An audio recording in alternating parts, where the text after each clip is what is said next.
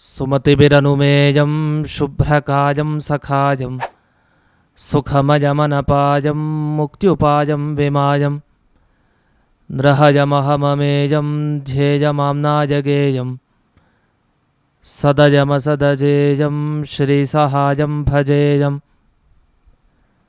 ಅಭ್ರಮಂ ಭಂಗರಹಿತಂ ಅಜಡಂ ವಿಮಲಂ ಸದಾ ಆನಂದತೀರ್ಥಮತುಲಂ ಭಜೆ ತಾಪತ್ರಯಾಪಹಂ ಭವತಿ ಯದನುಭಾವಾತ್ಯೇಡಮೂಕೋಪಿ ವಾಗ್ಮಿ ಜಡಮತಿರಪಿ ಜಂತುರ್ಜಾಯತೆ ಪ್ರಾಜ್ಞಮೌಲಿಃ ಸಕಲವಚನಚೇತೋ ದೇವತಾ ಭಾರತೀ ಸಾ ಮಮ ವಚಸಿ ನಿಧತ್ತಾಂ ಸನ್ನಿಧಿಂ ಮಾನಸೇ ಚ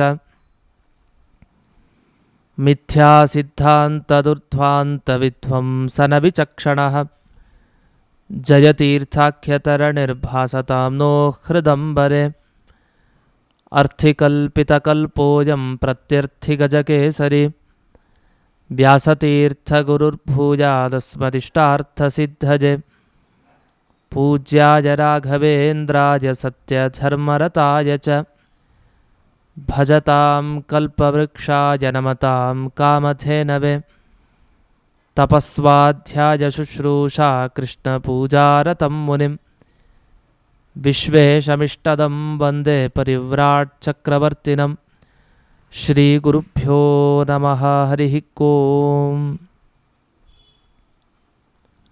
ಇಂದಿನ ಸಂಚಿಕೆಯಲ್ಲಿ ನಮ್ಮ ಇಡೀ ದಕ್ಷಿಣ ಭಾರತದವರಿಗೆ ವಿಶಿಷ್ಟವಾದ ಮಹನೀಯರು ಶ್ರೀ ವಾದಿರಾಜರು. ವಾದಿರಾಜರ ಕುರಿತಾಗಿ ಒಂದು ಗುರುವಂದನ ಕಾರ್ಯಕ್ರಮ, ವಾದಿರಾಜರ ದಿವ್ಯ ಚರಿತ್ರೆಯನ್ನು ಕೇಳಲಿಕ್ಕೆ ಇದ್ದೇವೆ. ಅವರ ಮಹಿಮೆಗಳು, ಅವರ ಗ್ರಂಥಗಳ ಬಗ್ಗೆ, ಹೀಗೆ ಅವರ ಬಗ್ಗೆ ಮಾತನಾಡ್ತಾ ಹೋದರೆ ಅದಕ್ಕೆ ಇಷ್ಟು ಅಂತ ಮಿತಿನೇ ಇಲ್ಲ. ಅಂಥ ಮಹಾನುಭಾವರು ಶ್ರೀ ವಾದಿರಾಜರು. ವಾದಿರಾಜರ ಬಗ್ಗೆ ಈಗ ಅವರ ಬಾಲ್ಯ ಚರಿತ್ರೆಯನ್ನು ಆರಂಭಿಸ್ತಾ ನೋಡೋಣ.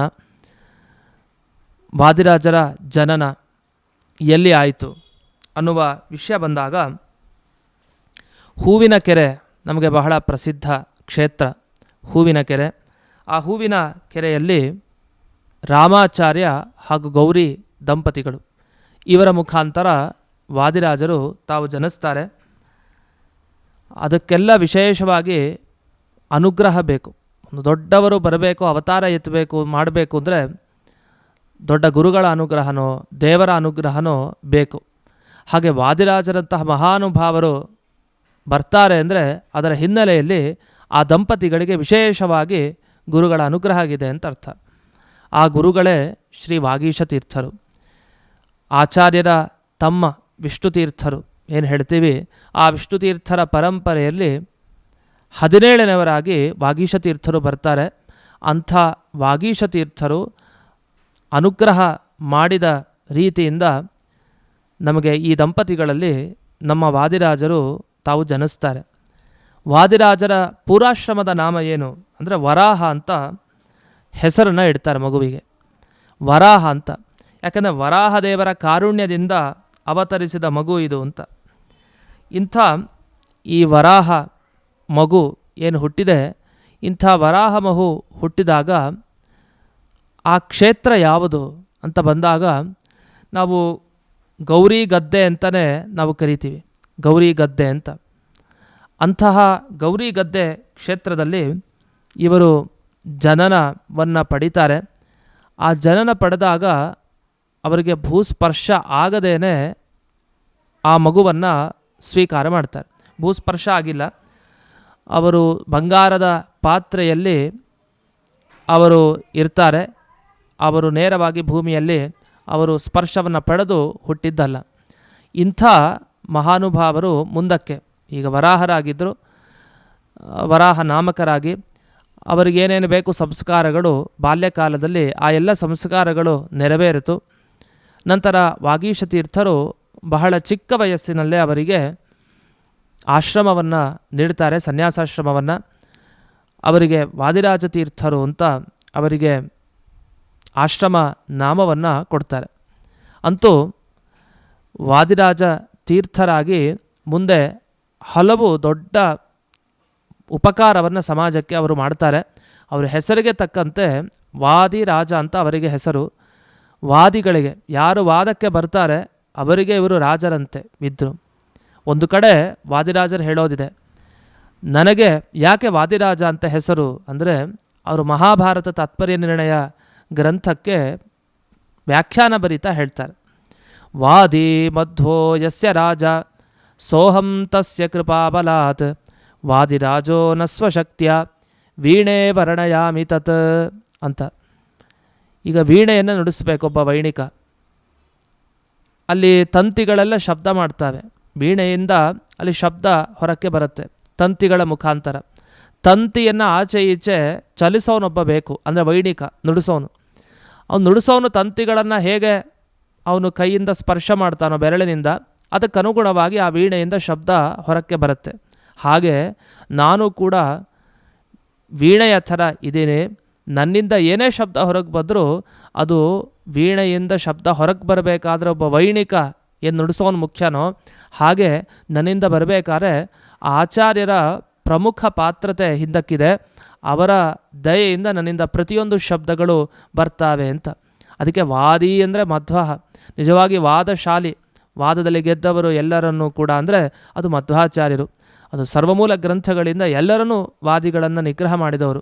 ಅಂತಹ ವಾದಿ ಅಂದರೆ ಮಧ್ವಾಚಾರ್ಯರು ರಾಜ, ನನಗೆ ರಾಜರಾಗಿದ್ದಾರೆ, ಅದಕ್ಕೆ ವಾದಿರಾಜ ಅಂತ ನನಗೆ ಬಿರುದು ಅಂತ. ಹೀಗೆ ಅವರು ತಮ್ಮ ಹೆಸರಿನ ಬಗ್ಗೆ ತಾವೇ ಹೇಳ್ಕೊಂಡಿದ್ದಾರೆ. ಅಂದರೆ ಆಚಾರ್ಯರ ಮೇಲೆ ನಮಗಿರಬೇಕಾದ ಭಾವನೆಯನ್ನು ಚೆನ್ನಾಗಿ ತೋರಿಸಿದ್ದಾರೆ ವಾದಿರಾಜರು. ನಾವು ಮಧ್ವಾಚಾರ್ಯರನ್ನು ಹೇಗೆ ನಾವು ನೆನಪಿಸ್ಕೊಳ್ಬೇಕು ಅಂದರೆ, ನಮ್ಮ ಒಳಗಡೆ ಆಚಾರ್ಯರು ನಿರಂತರ ಉಸಿರಾಟ ಕ್ರಿಯೆಯಿಂದ ನಮ್ಮನ್ನು ಕಾಪಾಡ್ತಾ ಇದ್ದಾರೆ. ನಾವು ಏನೇ ಮಾಡಿದರೂ ಕೂಡ ಅದು ಆಚಾರ್ಯರ ಅನುಗ್ರಹ ಅದರ ಹಿಂದೆ ಇರುತ್ತೆ. ಈ ಭಾವನೆಯನ್ನು ನಾವು ಚೆನ್ನಾಗಿ ತಿಳಿದುಕೊಳ್ಬೇಕು ಮನಸ್ಸಿಗೆ. ಏನೇ ಅಂದರೂ ಮುಖ್ಯ ಪ್ರಾಣದೇವರನ್ನ ಬಿಟ್ಟು ಹೋಗೋ ಹಾಗಿಲ್ಲ, ಎಲ್ಲ ಮುಖ್ಯ ಪ್ರಾಣದೇವರ ಪ್ರೇರಣೆ, ಆ ಮುಖ್ಯ ಪ್ರಾಣದೇವರ ಅಧಿಷ್ಠಾನ ಇಟ್ಟುಕೊಂಡೇ ನಾವು ಪ್ರತಿಯೊಂದು ಕೆಲಸ ಮಾಡೋದು ಅನ್ನೋ ಭಾವನೆ ನಮಗೆ ಬರಬೇಕು. ಆ ರೀತಿ ಆಚರಿಸಬೇಕು ಅಂತ ವಾದಿರಾಜರು ತಮ್ಮ ಪ್ರತಿಯೊಂದು ಕಾರ್ಯದಲ್ಲೂ ಕೂಡ ಮಧ್ವಾಚಾರ್ಯರನ್ನು ವಿಶೇಷವಾಗಿ ನೆನಪಿಸ್ಕೊಂಡಿದ್ದನ್ನು ಗಮನಿಸ್ಬೋದು. ಇಂಥ ವಾದಿರಾಜ ತೀರ್ಥರಾಗಿ ಇವರು ಮುಂದೆ ಹಲವು ಕೃತಿಗಳನ್ನು ಅವರು ರಚನೆ ಮಾಡಿದ್ದಿದೆ. ಮಹಾಭಾರತ ಲಕ್ಷಾಲಂಕಾರ ಅಂತ ಬಹಳ ಪ್ರಸಿದ್ಧವಾದ ಕೃತಿ ವಾದಿರಾಜರದು. ಅವರು ತಾಯಿ ಹರಸ್ಕೊಂಡಿರ್ತಾರೆ, ಮಗು ನನಗೆ ಆಗಬೇಕು, ಪುತ್ರ ಸಂತಾನ ಆಗಬೇಕು, ನಾನು 1,00,000 ಆಭರಣಗಳ ಸಮರ್ಪಣೆ ಮಾಡ್ತೀನಿ ಅಂತ. ಬಹಳ ಕಷ್ಟ, ಅಷ್ಟು ಆಭರಣ ಸಮರ್ಪಣೆ ಹೇಗಾಗ್ಲಿಕ್ಕೆ ಸಾಧ್ಯ? ಅದಕ್ಕೆ ವೇದವ್ಯಾಸರ ಅಪ್ಪಣೆ ಆಗಿ ವಾದಿರಾಜರು ಮಹಾಭಾರತ 1,00,000 ಶ್ಲೋಕಗಳಿಗೆ ಲಕ್ಷಾಲಂಕಾರ ಅಂತ ಅವರು ಕೃತಿಯನ್ನು ರಚನೆ ಮಾಡ್ತಾರೆ. ಬಹಳ ಸೊಗಸಾದ ವಿವರಣೆಯನ್ನು ಮಹಾಭಾರತಕ್ಕೆ ವಾದಿರಾಜರು ಕೊಟ್ಟಿದ್ದಾರೆ. ಅದು ವೇದವ್ಯಾಸರ ಅಪ್ಪಣೆ. ನಮಗೆ ಆಚಾರ್ಯರಿಗೆ ವೇದವ್ಯಾಸರ ಅಪ್ಪಣೆ ಆಗಿದ್ದನ್ನು ಕೇಳ್ತೀವಿ. ಹಾಗೆ ವಾದಿರಾಜರಿಗೂ ವೇದವ್ಯಾಸರ ಅಪ್ಪಣೆ ಆಗಿ ಅವರು ಮಹಾಭಾರತ ಲಕ್ಷಾಲಂಕಾರದ ರಚನೆಯನ್ನು ಮಾಡ್ತಾರೆ. ಮಾಡಿ ವೇದವ್ಯಾಸರಿಗೆ ಸಮರ್ಪಣೆ ಮಾಡ್ತಾರೆ. ನಾವು ಅವರ ವೃಂದಾವನದ ಮುಂದೆ ನಾವು ನೋಡ್ಬೋದು, ಅವರು ವೇದವ್ಯಾಸರ ಅನುಗ್ರಹಕ್ಕೆ ಎಷ್ಟು ಪಾತ್ರರು ಅನ್ನಲಿಕ್ಕೆ ಅದು ಸಾಕ್ಷಿ. ವೇದವ್ಯಾಸರನ್ನು ತಾವು ಮುಂದಕ್ಕೆ ಇಟ್ಕೊಂಡು ವಾದಿರಾಜರು ತಾವು ವೃಂದಾವನದಲ್ಲಿ ಸನ್ನಿಹಿತರಾಗಿದ್ದಾರೆ. ವೃಂದಾವನ ಅಂದರೆ ವಾದಿರಾಜರದು ವಿಶೇಷ ಪಂಚವೃಂದಾವನ. ಆ ಪಂಚವೃಂದಾವನೇ ಪುಣ್ಯ ಅಂತ ಅವರ ಬಗ್ಗೆ ಹೇಳ್ತಾ 5 ವೃಂದಾವನಗಳು ಏನಿದೆ, ವಾದಿರಾಜರದು 5 ಅಂದರೆ ವಾದಿರಾಜರು ನೆನಪಾಗುತ್ತೆ. ಅಂಥ ಪಂಚಭೇದವನ್ನು ತಿಳಿಸುವಂತೆ ಇದೆ. ಪಂಚಭೇದ ಸಿದ್ಧಾಂತ ಏನಿದೆ ಆಚಾರ್ಯರ ಸಿದ್ಧಾಂತ, ಅದನ್ನು ಯಾವಾಗಲೂ ಪ್ರತಿಪಾದನೆ ಮಾಡೋದರಲ್ಲಿ ವಾದಿಗಳು ದಕ್ಷರಾಗಿದ್ದರು ಇವರು. ಅಂಥ ವಾದಿರಾಜರ ಪರಮ ಪವಿತ್ರವಾದ ಪಂಚವೃಂದಾವನದ ಸೇವೆ ಎಷ್ಟು ಜನರಿಗೆ ಅನುಗ್ರಹ ಮಾಡಿದೆ ಅಂತ ನಮ್ಮೆಲ್ಲರಿಗೂ ತಿಳಿದಿದೆ. ಅಂಥ ವಾದಿರಾಜರ ಕೆಲವು ಮಹಿಮೆಗಳನ್ನು ನೋಡೋದಿದ್ದರೆ, ಒಂದು, ಅವರಿಗೆ ತಾವಾಗೆ ಹಯಗ್ರೀವ ದೇವರು ಒಲೆದದ್ದು ಬಹಳ ಸೊಗಸಾದ ಒಂದು ಮಹಿಮೆ ಅವರದು. ಒಬ್ಬ ಈ ಸ್ವರ್ಣಕಾರ, ಬಂಗಾರವಂದ ಲೋಹದಿಂದ ತಾನು ಪ್ರತಿಮೆಗಳನ್ನು ಮಾಡೋನು. ಅವನು ಗಣಪತಿ ವಿಗ್ರಹ ಮಾಡಬೇಕು ಅಂತ ಬಯಸಿದವನು. ಪಂಚಲೋಹದಿಂದ ಗಣಪತಿ ವಿಗ್ರಹ ಮಾಡಬೇಕು ಅಂತ ತಾನು ಚೆನ್ನಾಗಿ ಪಂಚಲೋಹಗಳನ್ನು ಕಾಯಿಸಿ ಎರಕ ಹೊಯ್ದ. ಇಷ್ಟೆಲ್ಲ ಮಾಡಿದ. ಆಮೇಲೆ ತೆಗಿಬೇಕು ಅಂತ ತಾನು ಎಲ್ಲ ಏನು ಸಿದ್ಧಪಡಿಸಿ ತೆಗಿಬೇಕು ಅಂತ ಅವನು 3 ದಿವಸ ಆದರೂ ಕೂಡ ತೆಗಿಲಿಲ್ವಂತೆ. ಯಾಕೆ? ಆ ಶಾಖ ಅದು ಆರಿರಲಿಲ್ಲ. ಅದಕ್ಕೋಸ್ಕರ ತೆಗಿಲಿಲ್ಲ. 3 ದಿವಸ ಆದಮೇಲೆ ತೆಗೆದ್ರೆ ನೋಡಿದರೆ ಅದು ಗಣಪತಿಯ ಮುಖ ಆಗಿರಲ್ಲ, ಅದು ಹಯಗ್ರೀವ ದೇವರ ಮುಖವಾಗಿ ಅದು ಕಾಣ್ತಾ ಇದೆ. ಈಗ ನಮ್ಮದು ಅದೇ ಪರಿಸ್ಥಿತಿ ಇರುತ್ತೆ, ಆದರೆ ನಮ್ಮದಕ್ಕೂ ಅವರು ಮಾಡಿದ್ದಕ್ಕೆ ಬಹಳ ವ್ಯತ್ಯಾಸ. ನಾವು ಗಣಪತಿ ವಿಗ್ರಹ ಮಾಡಲಿಕ್ಕೆ ಅಂತ ಮಣ್ಣಿನಿಂದ ಹೋಗ್ತೇವೆ, ಆಗೋದು ವಿಗ್ರಹ ಇನ್ಯಾರ್ದು, ಅದು ಈ ಕಡೆ ಯಾವ ದೇವರದು ಆಗಿರಲ್ಲ, ಇನ್ನೇನೋ ಮೂರ್ತಿ ಆಗಿಬಿಡುತ್ತೆ. ಆದರೆ ಹಾಗಲ್ಲ, ಅವನು ಮಾಡಿದ್ದಕ್ಕೆ ಗಣಪತಿ ವಿಗ್ರಹ ಮಾಡಬೇಕು ಅಂತ ಹೋಗಿ ನಿಜವಾಗಿ ಗಣಪತಿನೇ ಅನುಗ್ರಹ ಮಾಡಿದ್ದಾನೆ, ವಿಘ್ನ ಪರಿಹಾರ ಮಾಡಿದ್ದಾನೆ. ನೋಡು, ನನ್ನ ಪ್ರಾರ್ಥನೆ ಮಾಡಿದ್ದಕ್ಕೆ ನಿನ್ನಿಂದ ಒಳ್ಳೆ ಪ್ರತಿಮೆ ನಿರ್ಮಾಣ ಮಾಡಿಸ್ತೀನಿ ಅನ್ನೋ ರೀತಿಯಲ್ಲಿ ಹಯಗ್ರೀವ ದೇವರ ತೇಜಃಪುಂಜವಾದ ಪ್ರತಿಮೆ ಅವನು ನಿರ್ಮಾಣ ಮಾಡಿಬಿಟ್ಟಿದ್ದಾನೆ. ಅವನಿಗೆ ಗೊತ್ತಿಲ್ಲ, ಅಯ್ಯೋ ಯಾಕೋ ಗಣಪತಿ ವಿಗ್ರಹ ಮಾಡಲಿಕ್ಕೆ ಹೋಗಿ ಹಯಗ್ರೀವ ಪ್ರತಿಮೆ ಆಗೋಯ್ತು ಅಂತ ಅದನ್ನು ಚೆನ್ನಾಗಿ ಮತ್ತೆ ಕರಗಿಸಿ ಮತ್ತೆ ಇನ್ನೊಮ್ಮೆ ಮಾಡೋಣ ಅಂತ ಅವನು ಪ್ರಯತ್ನ ಪಡಬೇಕಿನ್ನೇನು, ಅದನ್ನು ಜಜ್ಜಿ ಕರಗಿಸ್ಬೇಕು ಅಂತ ಹೊರಟಿದ್ದಾನೆ. ಅಷ್ಟರಲ್ಲಿ ದಿಢೀರಂತ ಅವನಿಗೆ ಅವತ್ತಿನ ದಿವಸ ಸ್ವಪ್ನ ಬಿತ್ತಂತೆ.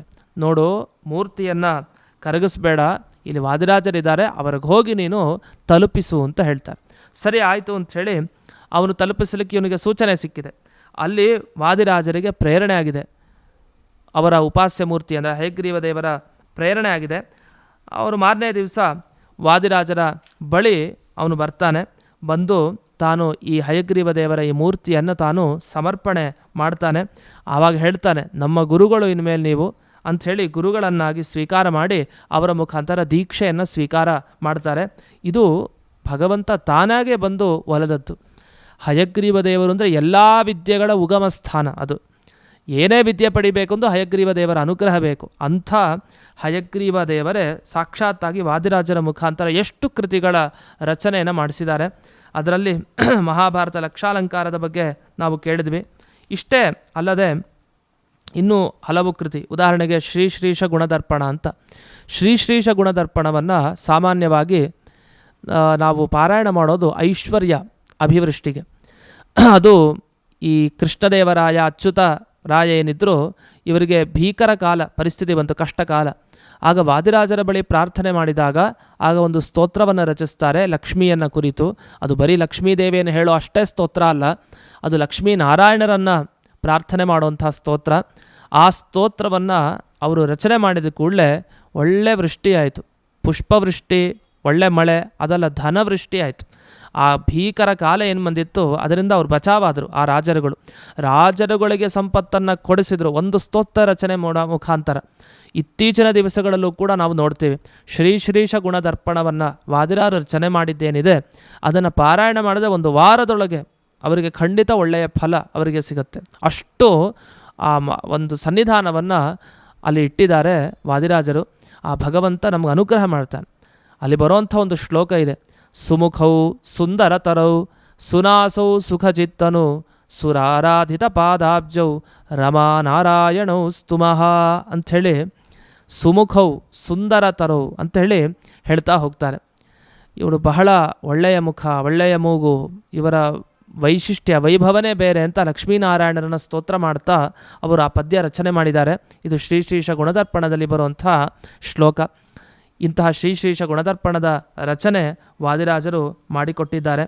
ಜೊತೆಗೆ ನ್ಯಾಯಸುಧಾ ಅಂತಹ ಗ್ರಂಥಕ್ಕೆ ಗುರುವರ್ಥ ದೀಪಿಕಾ ಅಂತ ಅದ್ಭುತವಾದ ಟಿಪ್ಪಣಿಯನ್ನು ರಚನೆ ಮಾಡಿದ್ದಾರೆ. ವಾದಿರಾಜರ ಗ್ರಂಥ ಶೈಲಿನೇ ಹಾಗೆ, ಎಲ್ಲರೂ ಬೇರೆ ಥರ ಒಂದು ವಿವರಣೆ ಕೊಟ್ಟಿದ್ದರೆ ಇವ್ರದ್ದು ಇನ್ನೂ ವಿಲಕ್ಷಣವಾದ ವಿವರಣೆ ಇರುತ್ತೆ. ಅದು ಬಹಳ ವಿಶೇಷ. ಅದನ್ನು ಪ್ರತಿಯೊಬ್ಬ ಸುಧಾ ವಿದ್ವಾಂಸರು ಅನುಭವಿಸಿರ್ತಾರೆ, ಅವರ ಟಿಪ್ಪಣಿಯ ಸ್ವಾರಸ್ಯವನ್ನು. ಇಷ್ಟಲ್ಲದೆ ನಮಗೆ ಅವರ ಗ್ರಂಥ ಇಲ್ಲದೆ ಪ್ರವಚನ ಮಾಡಲಿಕ್ಕೆ ಕಷ್ಟ, ಅಷ್ಟು ವಿಷಯಗಳನ್ನು ತುಂಬಿಸಿದ್ದಾರೆ. ಅಷ್ಟು ಚೆನ್ನಾಗಿ ಪ್ರವಚನದ ರೀತಿಯಲ್ಲಿ ಸೊಗಸಾಗಿ ವಿಷಯಗಳನ್ನು ಹೇಗೆ ಮುಟ್ಟಿಸ್ಬೋದು ಅನ್ನೋ ರೀತಿಯನ್ನು ವಾದಿರಾಜರು ತಮ್ಮ ಗ್ರಂಥಗಳ ಮುಖಾಂತರ ನಮಗೆ ತಿಳಿಸಿಕೊಟ್ಟಿದ್ದಾರೆ. ಅದರಲ್ಲಿ ಸರಸಭಾರತಿ ವಿಲಾಸ ಮತ್ತು ರುಕ್ಮಿಣೀಶ ವಿಜಯ ಇದೆಲ್ಲ ಬಹಳ ಪ್ರಸಿದ್ಧವಾದ ಅವರ ಕೃತಿ. ಇದೆಲ್ಲ ಇದ್ದು ಒಂದು ಕಡೆ ಆದರೆ ಸರ್ವಮೂಲ ಗ್ರಂಥ ಜೊತೆಗೆ ಯುಕ್ತಿ ಮಲ್ಲಿಕ, ಇದನ್ನು ಜೊತೆಯಾಗಿ ವಿದ್ವಾಂಸರುಗಳು ನೋಡ್ತಾರೆ. ಯಾಕೆ ಯುಕ್ತಿ ಮಲ್ಲಿಕಾದಲ್ಲಿ ಇಡೀ ಸರ್ವಮೂಲ ಗ್ರಂಥದ ಅಷ್ಟು ಭಾವವನ್ನು ತುಂಬಿದ್ದಾರೆ. ಯುಕ್ತಿ ಮಲ್ಲಿಕಾ ಓದಿದಾನೆ ಅಂತಂದರೆ ಅವನಿಗೆ ಸರ್ವಮೂಲ ಗ್ರಂಥ ಅಷ್ಟು ಓದ ಹಾಗೆ, ಅಷ್ಟು ಚೆನ್ನಾಗಿ ಯುಕ್ತಿ ಮಲ್ಲಿಕಾ ಗ್ರಂಥದ ರಚನೆ ಮಾಡಿಕೊಟ್ಟಿದ್ದಾರೆ ವಾದಿರಾಜರು. ಬಹಳ ತೂಕ ಇದೆ ಯುಕ್ತಿ ಮಲ್ಲಿಕಾ ಜೊತೆಗೆ ಅಷ್ಟು ಸರ್ವಮೂಲ ಗ್ರಂಥಗಳಿಗೆ. ಇನ್ನು ಅದಲ್ಲದೆ ಲಕ್ಷ್ಮೀ ಶೋಭಾನೆ ಪಾರಾಯಣ ಮಾಡಿದರೆ ಅಪಮೃತ್ಯುಗೀಡಾದವರನ್ನು ಬದುಕಿಸಿದ್ದು ಆ ಲಕ್ಷ್ಮೀ ಶೋಭಾನೆ. ಇಂದಿನ ದಿವಸ ಎಲ್ಲರೂ ನಾವು ಲಕ್ಷ್ಮೀ ಶೋಭಾನೆ ಪಾರಾಯಣ ಮಾಡ್ತಾ ಇದ್ದೀವಿ ಅಂದರೆ ಅದು ವಾದಿರಾಜರ ಕೊಡುಗೆ. ಇನ್ನು ಗುಂಡಕ್ರಿಯೆ ಅಂತ ಬಹಳ ಚೆನ್ನಾಗಿರುವಂಥ ಕೃತಿ, ವೈಕುಂಠ ವರ್ಣನೆ, ಸ್ವಪ್ನಗದ್ಯ, ಇನ್ನು ಅನೇಕ ದೇವರನಾಮಗಳು, ಸುಳಾದಿಗಳು, ಹೀಗೆ ಒಂದಲ್ಲ ಮತ್ತೊಂದು, ಮತ್ತು ಅನೇಕ ಭಾಷೆಗಳಲ್ಲಿ ಅವರು ದೇವರನಾಮವನ್ನು ಕೂಡ ರಚನೆ ಮಾಡಿದ್ದುಂಟು. ಒಂದೇ ದೇವರನಾಮದಲ್ಲಿ ಅನೇಕ ಭಾಷೆಗಳನ್ನು ಹಾಕಿದ್ದಾರೆ. ತುಳು ಭಾಷೆಯಲ್ಲಿ ರಚನೆ ಮಾಡಿದ್ದಿದೆ ದೇವರನಾಮ. ಹೀಗೆ ವಾದಿರಾಜರ ಕೊಡುಗೆ ಅಪಾರವಾಗಿದೆ. ಜೊತೆಗೆ ಅವರ ಕೃತಿ, ಅವರು ಸ್ವಪ್ನ ಮುಖಾಂತರ ಕನಸಿನಲ್ಲಿ ಬಂದು ಸ್ವಾಪ್ನ ವೃಂದಾವನಾಖ್ಯಾನ ಕೃತಿಗೆ ಅವರು ಪ್ರೇರಕರಾಗಿ ಮುಖ್ಯ ಅವರೇ ಕರ್ತೃಗಳಾದರು. ಮುಖಾಂತರ ಒಬ್ಬ ಬ್ರಾಹ್ಮಣನ ಮುಖಾಂತರ ಅವರು ಬರೆಸಿದ್ದುಂಟು. ಇದೇ ರೀತಿ ಹಲವು ತಮ್ಮ ಮಹಿಮೆಗಳನ್ನು ಹೇಳುವಂಥ ಕೃತಿಗಳನ್ನು ಅವರು ಸ್ವಪ್ನದ ಮುಖಾಂತರ ಹೇಳಿಸಿ, ಜೊತೆಗೆ ಪ್ರಮುಖವಾದ ಮತ್ತೊಂದು ಅಂಶ ಪರ್ಯಾಯ ವ್ಯವಸ್ಥೆ. ಆಚಾರ್ಯರು 2 ತಿಂಗಳ ಕಾಲ ಕೃಷ್ಣನ ಪೂಜೆ ಅಂತ ಒಂದು ವ್ಯವಸ್ಥೆ ಮಾಡಿದರು. ಅದನ್ನು ವಾದಿರಾಜರು ತಾವು 2 ವರ್ಷಕ್ಕೆ ಅಂತ ಆ ವ್ಯವಸ್ಥೆಯನ್ನು ಬದಲಾಯಿಸಿದರು. ದೊಡ್ಡ ಉಪಕಾರನೇ ಆಗೋಯಿತು. ಬಹಳ ಸಂತೋಷ ಆಯಿತು. 2 ವರ್ಷ ಕೃಷ್ಣನ ಪೂಜೆಗೆ ಅವಕಾಶ ಅಂದರೆ ಎಂಥ ಭಾಗ್ಯ. ಅಂಥ ಪರ್ಯಾಯ ವ್ಯವಸ್ಥೆಗೆ ಕಾರಣರಾದವರು ವಾದಿರಾಜರು. ಆದ್ದರಿಂದ ಮಧ್ವಾಚಾರ್ಯರ ನಂತರ ದೊಡ್ಡ ಕ್ರಾಂತಿ ವಾದಿರಾಜರು ಮಾಡಿದ್ದಾರೆ. ಇದರ ಜೊತೆಗೆ ಇನ್ನೊಂದು ಮಹಿಮೆಗೆ ಬಂದರೆ, ಈ ವಾದಿರಾಜರು ಮುಖ್ಯವಾಗಿ ದೀಕ್ಷೆಯನ್ನು ಕೊಟ್ಟು ಉದ್ಧಾರ ಮಾಡಿತ್ತು. ಅನೇಕ ಜನರಿಗೆ ತಾವು ದೀಕ್ಷೆಯನ್ನು ಕೊಟ್ಟು, ಆ ಕಾಲದಲ್ಲಿ ತುಂಬ ಮತಾಂತರದ ಆಕ್ರಮಣ ಇದ್ದ ಕಾಲ, ಆಕ್ರಮಣ ಇದ್ದ ಕಾಲದಲ್ಲಿ ವಾದಿರಾಜರು ಬಹಳಷ್ಟು ತಾವು ವೈಷ್ಣವ ದೀಕ್ಷೆಯನ್ನು ಕೊಟ್ಟು ವಿಷ್ಣು ಭಕ್ತರನ್ನು ರಕ್ಷಣೆ ಮಾಡಿದ್ದು ಇದು ಒಂದು ದೊಡ್ಡ ಕಾರ್ಯ. ಜೊತೆಗೆ ಅವರ ರುಕ್ಮಿಣೀಶ ವಿಜಯ ಗ್ರಂಥ ಏನಿದೆ ಅದಕ್ಕೆ ಮೆರವಣಿಗೆ ಆಯಿತು ಅಂತ ನಾವು ಕೇಳ್ತೀವಿ. ನಮಗೆಲ್ಲ ನಾವು ನಾಟಕಗಳನ್ನು ಗಮನಿಸ್ತೇವೆ, ಕಾವ್ಯಗಳನ್ನು ಸಂಸ್ಕೃತದಲ್ಲಿ ಗಮನಿಸ್ತೇವೆ. ಅದರಲ್ಲಿ ಶಿಶುಪಾಲವಧ ಅಂತ ಒಂದು ಕಾವ್ಯ ಇದೆ. ಮಾಘ ಅಂತ ಒಬ್ಬ ದೊಡ್ಡ ಕವಿ, ಅವನ ಬಗ್ಗೆ ಅಂತೂ ಬಹಳ ಹೊಗಳುತ್ತಾರೆ.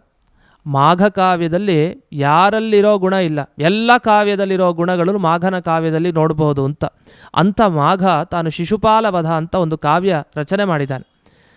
ಅದು ಶಿಶುಪಾಲನ ವಧೆ ಅಂದರೆ ಕೃಷ್ಣನ ಸಂಬಂಧಪಟ್ಟಂತಹ ಕಾವ್ಯ. ವಾದಿರಾಜರು ತಾವು ಪೂನಾ ಪಟ್ಟಣದಲ್ಲಿ ಇದ್ದಾಗ ರುಕ್ಮಿಣೀಶ ವಿಜಯ ಕೃತಿಯನ್ನು ರಚನೆ ಮಾಡ್ತಾರೆ. ಅದು ಕೂಡ 19 ಸರ್ಗದ ರುಕ್ಮಿಣೀಶ ವಿಜಯ. ಪ್ರತಿ ದಿವಸ ಒಂದೊಂದು ಸರ್ಗ ಅಂತ ಬರೀತಾರೆ. ರೋಮ್ಣಾಂ ಹರ್ಷಣಕಾರಿಣಿ ಅಂತ, ರೋಮಾಂಚನ ಆಗುತ್ತೆ. ಅಂಥ ಅದ್ಭುತವಾದ ಕೃತಿಯನ್ನು ವಾದಿರಾಜರು ತಾವು ಕೃಷ್ಣನ ಕುರಿತಾಗಿ ಮಾಡ್ತಾರೆ. ಅಂಥ ಕೃತಿಯನ್ನು 19 ದಿವಸ ನಿರಂತರ ಏನು ರಚನೆ ಮಾಡಿದರು. ಆ ಕಾಲದಲ್ಲಿ ಶ್ರೇಷ್ಠ ಕಾವ್ಯ ಯಾವುದು ಅಂತ ಚರ್ಚೆಗೆ ಬಂತಂತೆ ವಿದ್ವಾಂಸರಲ್ಲಿ. ಚರ್ಚೆಗೆ ಬಂದಾಗ ತೀರ್ಮಾನ ಮಾಡಬೇಕು ಅಂತ ಹೊರಟರು. ಆಗ ವಾದಿರಾಜರು ಅಷ್ಟರಲ್ಲಿ ಕಾವ್ಯ ರಚನೆ ಮಾಡಿದ್ದಾರೆ, ತಲುಪಿಸಿದ್ದಾರೆ, ವ್ಯವಸ್ಥೆ ಆಗಿದೆ. ನೋಡ್ತಾರೆ, ಮಾಘ ಕಾವ್ಯನೇ ಶ್ರೇಷ್ಠ ಅಂತ ಭಾವಿಸಿದ್ದ ಪಂಡಿತರು ಆ ಕಾಲದವರು ರುಕ್ಮಿಣೀಶ ವಿಜಯ ನೋಡಿದಾಗ ಹೆಸರು ಅಲ್ಲಿ ಶಿಶುಪಾಲ ವಧ ಅಂತ ಇದೆ, ಇಲ್ಲಿ ರುಕ್ಮಿಣೀಶ ವಿಜಯ ಅಂತ ಇದೆ. ವಧ ಶ್ರೇಷ್ಠನೋ ವಿಜಯ ಅನ್ನೋ ಹೆಸರಿಡೋದು ಶ್ರೇಷ್ಠನೋ ಅನ್ನೋ ಹೆಸರಿನಿಂದಲೇ ಬಹಳ ಸಂತುಷ್ಟರಾದರು ಅಂತ ಕೇಳ್ತೀವಿ. ಅಂಥ ಸಂತುಷ್ಟರಾದವರು ಪಂಡಿತರು ಆನೆಯ ಮೇಲೆ ರುಕ್ಮಿಣೀಶ ವಿಜಯ ಮಹಾಕಾವ್ಯದ ಮೆರವಣಿಗೆಯನ್ನು ಮಾಡಿಸಿದರು ಅಂತ. ಅಂದರೆ ಅಂಥ ಕವಿಗಳ ಸಾಲಿನಲ್ಲಿ ವಾದಿರಾಜರು ತಾವು ಒಂದು ಈ ಕೃತಿಯ ರಚನೆಯನ್ನು ಮಾಡಿ ತಮ್ಮ ವಿದ್ವತ್ತೆಯನ್ನು ತೋರಿಸಿದ್ದಾರೆ. ಜೊತೆಗೆ ಆ ರುಕ್ಮಿಣೀಶ ವಿಜಯ ಕೇಳ್ತಾ ಕೇಳ್ತಾ ಎಷ್ಟೆಷ್ಟು ಸೊಗಸಾದ ವಿಷಯ ವರ್ಣನೆಯನ್ನು ಮಾಡಿದ್ದಾರೆ, ನಾವು ಅದನ್ನೆಲ್ಲ ಗಮನಿಸಿರ್ತೇವೆ. ಅಂಥ ರುಕ್ಮಿಣೀಶ ವಿಜಯ ಕರ್ತೃಗಳು ನಮ್ಮ ವಾದಿರಾಜರು. ಇದಾಗಿ ಅವರಿಗೆ ಹಯಗ್ರೀವ ದೇವರ ಅನುಗ್ರಹ ಆಗಿತ್ತು. ಆ ಸಂದರ್ಭವನ್ನು ನೋಡೋದಿದ್ರೆ, ಒಬ್ಬ ಜಮೀನುದಾರ ತನ್ನ ಹೊಲದಲ್ಲಿ ಒಂದು ಸಲ ಏನು ಬಂತು, ಬಿಳಿಯಾದ ಕುದುರೆ ಬಂತು. ಬಿಳಿಯಾದ ಕುದುರೆ ಬಂದು ಕಡಲೆಗಳೇನಿದೆ ಅದನ್ನು ತಿನ್ನಬೇಕು ಅಂತ ಬಂದು ಆ ಕುದುರೆ ಅಲ್ಲಿ ಸಂಚಾರ ಮಾಡ್ತಾ ಇತ್ತು. ಅಯ್ಯೋ, ನನ್ನ ಹೊಲಕ್ಕೆ ಬಂದಿದೆ ಇದು ಅಂತ ಹೇಳಿ ಅವನು ಓಡಿಸ್ಬೇಕು ಅಂತ ಬಂದ. ಬರೋ ಅಷ್ಟೊತ್ತಿಗೆ ಮಠದ ಹತ್ರ ಬಂತು, ವಾದಿರಾಜರು ಇದ್ದ ಮಠ. ಆ ಮಠದ ಹತ್ತಿರಕ್ಕೆ ಬರೋ ಅಷ್ಟರಲ್ಲಿ ಮಾಯ, ಅದು ಕಣ್ಣಿಗೆ ಕಾಣ್ತಾ ಇರಲಿಲ್ಲ. ಹೀಗೆ ಇನ್ನೊಮ್ಮೆ ಅವನು ಸೂಕ್ಷ್ಮವಾಗಿ ಇವತ್ತು ನೋಡ್ಬಿಡೋಣ ಅಂತ ಅವನು ಹಿಂಬಾಲಿಸ್ಕೊಂಡೇ ಬಂದ ಸೂಕ್ಷ್ಮವಾಗಿ. ಅವತ್ತಿನ ದಿವಸನೂ ಆ ಕುದುರೆ ಬಂದದ್ದು ವಾದಿರಾಜರು ಪೂಜೆ ಮಾಡ್ತಾ ಇದ್ರೆ ಅಲ್ಲಿ ಹಯಗ್ರೀವ ದೇವರ ಒಳಗಡೆ ಸೇರ್ಕೊಂಡಾಗಾಯಿತು ಆ ಕುದುರೆ, ಆ ಮೂರ್ತಿಯಲ್ಲಿ ಪ್ರತಿಮೆಯ ಒಳಗಡೆ. ಆಗ ಅವನಿಗೆ ಆಶ್ಚರ್ಯ ಆಯಿತು. ವಾದಿರಾಜರ ಬಳಿ ಬಂದು ಕೇಳ್ತಾನೆ, ಇದೇನಿದು ಅಂತ. ಅದಕ್ಕೆ ನಿನಗೆ ನಮ್ಮ ಹಯಗ್ರೀವ ಅನುಗ್ರಹ ಮಾಡಿದ್ದಾನೆ ಅಂತ ಭಾರಿ ಸಂತೋಷದಿಂದ ಅವ್ರು ಹೇಳ್ತಾರೆ, ವಾದಿರಾಜರು ಹೇಳ್ತಾರೆ, ನಾಳೆ ದಿವಸ ನೀನು ಹೋಗಿ ನಿನ್ನ ಹೊಲವನ್ನು ನೋಡು, ಅಲ್ಲಿ ಎಲ್ಲೆಲ್ಲಿ ಸಂಚಾರ ಮಾಡಿತ್ತಲ್ಲ ಆ ಕುದುರೆ ಅಲ್ಲೆಲ್ಲ ಬಂಗಾರದ ಕಡಲೆಗಳಾಗೋಗಿರತ್ತೆ ನೋಡು ಅಂತ. ಹೋಗಿ ನೋಡಿದವನಿಗೆ ಆಶ್ಚರ್ಯ ಕಾದಿತ್ತು. ನೋಡ್ದ, ಅವನಿಗೆ ಬಂಗಾರದ ಕಡಲೆಗಳಾಗಿ ಅವನಿಗೆ ಪರಿಣಾಮ ಆಗಿದೆ. ವಾದಿರಾಜರು ಹೇಳಬೇಕಾದ್ರೆ ಏನಂದ್ರು, ನಾಳೆ ಹೋಗು, ಆಶ್ಚರ್ಯ ಕಾದಿದೆ ಅಂತ ಅಂದರು, ನಿಂಗೆ ಒಳ್ಳೆ ಸುದ್ದಿ ಅಂತ. ಅವನು ಹೋಗಿ ನೋಡಿದಾಗ ಅವರು ತಿಳಿಸಿದಂತೆ ಅಲ್ಲಿ ಬಂಗಾರದ ಕಡಲೆಗಳಾಗಿಯೇ ಅದು ಏರ್ಪಟ್ಟಿತ್ತು. ಅಂತೂ ಕೆಲವರು ಹೇಳೋದು ಆಶ್ಚರ್ಯ ಕಾದಿದೆ ಹೋಗಿ ನೋಡು ಅಂತ, ಕೆಲವರು ಏನು ಆಶ್ಚರ್ಯ ಕಾದಿದೆ ಅನ್ನೋದನ್ನು ಇವರು ಹೇಳಿದರು ಅಂತ. ಅಂತೂ ಇರಲಿ, ಆಶ್ಚರ್ಯವನ್ನು ಅವನು ಅನುಭವಿಸಿದ್ದಾನೆ. ಇಂಥ ಈ ಹಯಗ್ರೀವ, ಶ್ವೇತರೂಪಿ ಯಾದ ಹಯಗ್ರೀವ ಬಿಳಿ ಕುದುರೆಯ ರೂಪದಲ್ಲಿ ಬಂದು ಆ ಜಮೀನಲ್ಲಿ ಓಡಾಡಿದ್ದ. ಆ ಓಡಾಡಿದ್ದರ ಈ ಕುರುಹನಲ್ಲಿ ಆ ಜಮೀನುದಾರ ತಾನು ತನ್ನ ಪೂರ್ಣ ಈ ಸ್ಥಳವನ್ನು ನಿಮಗೆ ದಾನ ಮಾಡ್ತೇನೆ ಅಂತ ದಾನವನ್ನು ವಾದಿರಾಜರಿಗೆ ಮಾಡಿದ ಅಂತಲೂ ಕೇಳ್ತೀವಿ. ಇಂಥ ಹಯಗ್ರೀವ ಹೇಗೆ ಬಂದು ವಾದಿರಾಜರ ಮುಖಾಂತರ ನೈವೇದ್ಯ ಸ್ವೀಕಾರ ಮಾಡ್ತಾ ಇದ್ದ ಅಂದರೆ, ನಮಗೆ ವಾದಿರಾಜರ ಚಿತ್ರವನ್ನು ನೋಡ್ತೀವಿ. ಅವರು ತಮ್ಮ ತಲೆಯ ಮೇಲೆ ಪಾತ್ರೆಯಲ್ಲಿ ಆ ಕಡಲೆ ಹೂರಣ ಅದನ್ನು ಇಟ್ಕೊಂಡಿರ್ತಾರೆ. ಅಲ್ಲಿ ಕುದುರೆ, ನಾವು ಬಿಳಿ ಕುದುರೆಯನ್ನು ನೋಡ್ತೀವಿ, ಅದು ಹೆಗಲ ಮೇಲೆ ಕಾಲುಗಳನ್ನು ಇಟ್ಟು ಆ ಕಡೆ ಈ ಕಡೆ ಇಟ್ಟಿರುತ್ತೆ. ಇಟ್ಟು ಆ ಕುದುರೆ ಏನು ಮಾಡ್ತಾ ಇದೆ, ಒಳಗಡೆ ಬಾಯಿಯಿಂದ ಆ ಹೂರಣವನ್ನು ಸ್ವೀಕಾರ ಮಾಡ್ತಾ ಇರೋದು. ಅದು ಸಾಕ್ಷಾತ್ತಾಗಿ ಹಯಗ್ರೀವ ಆ ರೂಪದಲ್ಲಿ ಬಂದು ವಾದಿರಾಜರು ನೀಡಿದ ನೈವೇದ್ಯವನ್ನು ಸ್ವೀಕಾರ ಮಾಡ್ತಾ ಇದೆ ಅಂತ ಅರ್ಥ. ಸ್ವಲ್ಪ ಎಲ್ಲ ಸ್ವೀಕಾರ ಮಾಡಿದ್ಮೇಲೆ ಉಳಿದಿದ್ದನ್ನು ವಾದಿರಾಜರು ಸ್ವೀಕಾರ ಮಾಡ್ತಾಯಿದ್ರು. ಅಂದರೆ ನೇರವಾಗಿ ಭಗವಂತನೇ ಆ ರೂಪದಲ್ಲಿ ಬಂದು ನೈವೇದ್ಯ ಸ್ವೀಕಾರ ಮಾಡ್ತಾನೆ ಅಂದರೆ ವಾದಿರಾಜರ ಮಹತ್ವ ಅವರ್ಣನೀಯ. ಇಷ್ಟಾಗಿ ಪ್ರಯಾಗ ಕ್ಷೇತ್ರಕ್ಕೆ ಒಮ್ಮೆ ವಾದಿರಾಜರು ಹೋಗಿರ್ತಾರೆ. ಅಲ್ಲಿ ತಪಸ್ಸನ್ನು ಮಾಡ್ತಾ ಇದ್ದಾಗ ವೇದವ್ಯಾಸರು ಅವರು ಸಾಕ್ಷಾತ್ಕಾರವನ್ನು ನೀಡ್ತಾರೆ. ಆ ಸಂದರ್ಭದಲ್ಲಿ ನಮಗೆ ಅವರ ಕೃತಿ ಬಹಳ ಪ್ರಸಿದ್ಧವಾದದ್ದು. ಮಧ್ವಾಂತರ್ಗತ ವೇದವ್ಯಾಸ ಕಾಯೋ ಶುದ್ಧ ಮೂರುತಿಯೇ ಸರ್ವೇಶ ಅನ್ನುವ ಕೀರ್ತನೆ ಆಗ ಬಂತು ಅಂತಲೂ ನಾವು ಕೇಳ್ತೇವೆ. ಈ ರೀತಿ ಇನ್ನೊಂದು ಸಂದರ್ಭದಲ್ಲಿ ಭೂತರಾಜರ ಬಗ್ಗೆ, ಅವರ ಶಿಷ್ಯರು ಭೂತರಾಜರು ಅಂತ ನಮಗೆ ಬಹಳ ಪ್ರಸಿದ್ಧ. ಭೂತರಾಜರು ಅವರು ಮುಂಚೆ ನಾರಾಯಣಾಚಾರ್ಯರಾಗಿದ್ದವರು. ನಾರಾಯಣಾಚಾರ್ಯರು ಏನೋ ಗುರುದ್ರೋಹದ ಘಟನೆ ನಡೆದೋಯ್ತು, ಬ್ರಹ್ಮರಾಕ್ಷಸ ಜನ್ಮ ಬಂದಿದೆ, ಬಂದಾಗ ಅಲೆದಾಡ್ತಾ ಇದ್ದಾರೆ. ಮುಕ್ತಿ ಯಾವಾಗ? ಒಂದು ಪ್ರಶ್ನೆಗೆ ಯಾರು ಉತ್ತರ ಕೊಟ್ಟಾಗ ಮುಕ್ತಿ. ಪ್ರಶ್ನೆ ಏನು ಕೇಳಿದ್ರು?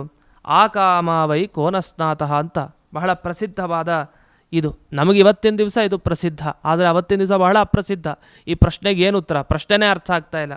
ಆ ಕಾಮಾವೈ ಕೋನಸ್ನಾತಃ, ಆಷಾಢ, ಕಾರ್ತಿಕ, ಮಾಘ, ವೈಶಾಖ ಇದರಲ್ಲಿ ಕೋನಸ್ನಾತಃ, ಯಾರು ಸ್ನಾನ ಮಾಡಲಿಲ್ಲ ಅಂದರೆ ಯಾಕೆ ಮಾಡಲ್ಲ ಅಂತ, ಮಾಡಲೇಬೇಕು. ವಿಶೇಷವಾಗಿ ಬೆಳಗ್ಗೆ ಬೇಗ ಎದ್ದು ಅನುಷ್ಠಾನದಲ್ಲಿ ನಿರತರಾಗಬೇಕು, ಸ್ನಾನ ಮಾಡಿ ಅಂತ.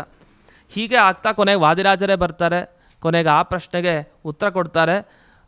ತ್ವಮ್ನ ಸ್ನಾತಃ, ರಂಢಾಪುತ್ರ ತ್ವಮ್ನ ಸ್ನಾತಃ ಅಂತ ಉತ್ತರ ಕೊಡ್ತಾರೆ. ಅಂದರೆ ಸ್ನಾನ ಮಾಡದೇ ಇರೋ ನೀನೇ, ಅದಕ್ಕೆ ಈ ಬ್ರಹ್ಮರಾಕ್ಷಸ ಜನ್ಮದಲ್ಲಿ ನೀನು ಅನುಭವಿಸ್ತಾ ಇದೆಯಾ ಇಂಥ ದುರ್ಗತಿಯನ್ನು ಅಂತ. ನಂತರ ಆ ಬ್ರಹ್ಮರಾಕ್ಷಸ ಜನ್ಮದಿಂದ ಮುಕ್ತಿ ಆಯಿತು. ಮುಕ್ತಿ ಆದ ಮೇಲೆ ನಂತರ ಮುಂದಕ್ಕೆ ನಮಗೆ ಘಟನೆ ಗೊತ್ತಿರುವಂತೆ ಅವರು ಭೂತರಾಜರಾಗಿ ನಮಗೆ ವಾದಿರಾಜರ ಸೇವಕರಾಗಿ ಅವರು ಮುಂದೆ ಸೇವೆಯನ್ನು ಸಲ್ಲಿಸ್ತಾರೆ.